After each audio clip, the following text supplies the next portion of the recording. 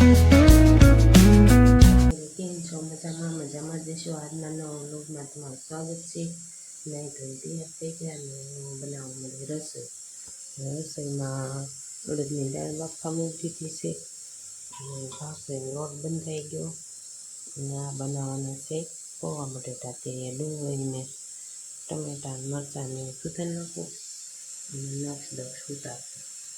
તે સુધારશે ને તો હું બનાવી નાખું. પછી પૌવા બટેટાને સુધારી બહાર પાસે કરવા જતા કન્ટિન્યુ આપણે કામ ચાલુ કરી દઈએ.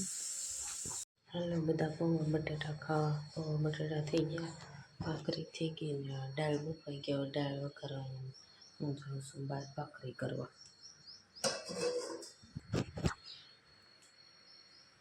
ઉઠી ગયા પછી નક્ષભાઈ અહીંયા ઉઠીને ખાવાનું લઈને આવ્યો.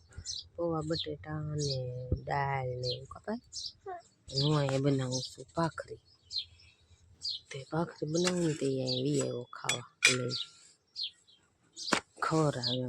હું ભાખરી બનાવતી જાઉં ને નક્ષીને ખવડાવતી જાઉં. કા નક્ષી પચાઈ જેવો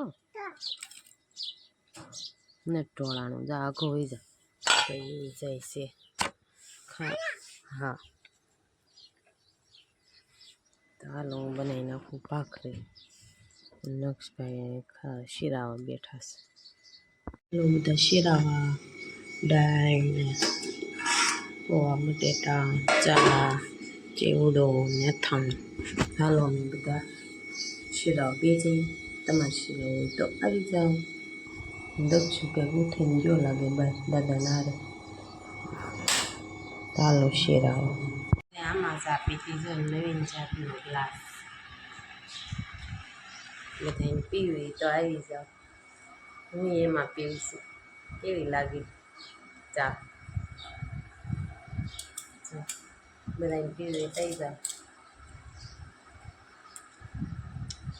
સારી લાગે. કાલે ગયા હતા ને અમે એટલે લેતા આવ્યા. જો નક્ષુભાઈ કેમાં ચા પીવે? હા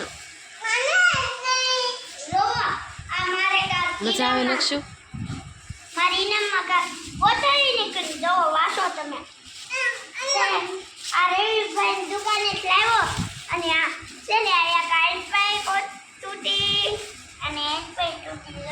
દક્ષુ નક્ષુ બે હાથે ગ્લાસ લાવ્યા હતા. તો દક્ષુને પીવી સામે. નક્ષુ પીવે છે ને હવે દક્ષુ પીવે. ઢોળાઈ ન જાય ધ્યાન રાખજો. એને તાવ આવી ગયો કા ભાઈ? તને તાવ આવી ગયો?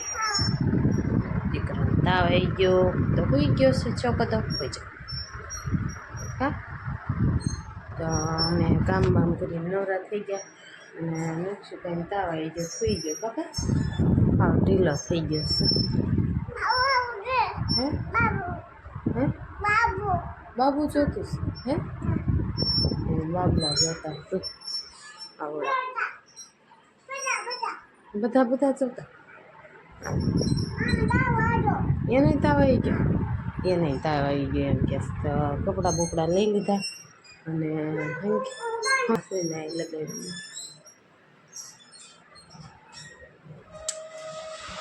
આ કેવું લાગે કોમેન્ટમાં કહેજો. તો હાલો હવે એને બોરાઈ દઉં નક્ષુભાઈને. બહુ બહાર ઓસરીને એવું સાફ કરી નાખી. દક્ષુને રમવા પણ દક્ષુને આવું કરશો? ટીવી ચાલુ કરે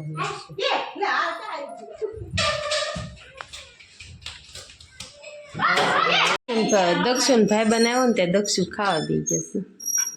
ભાગવા બે ભાઈ બહેન ખાવા બે ગયા.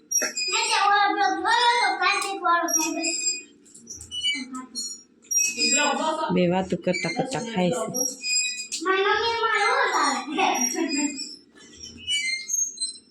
છે. ભાઈ છે દક્ષુ મોટો ને ભાર્ગવ નાનો. કા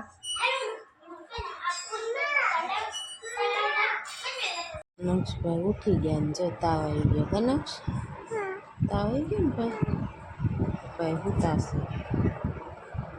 અમે ત્યાં જાગી ગયા. મજા નથી તે ખીચડીમાં મૂકી દીધું.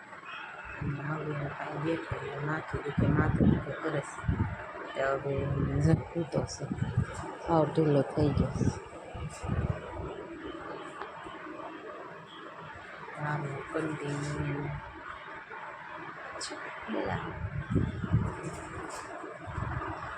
લક્ષુભાઈને દવા લઈ આવ્યા.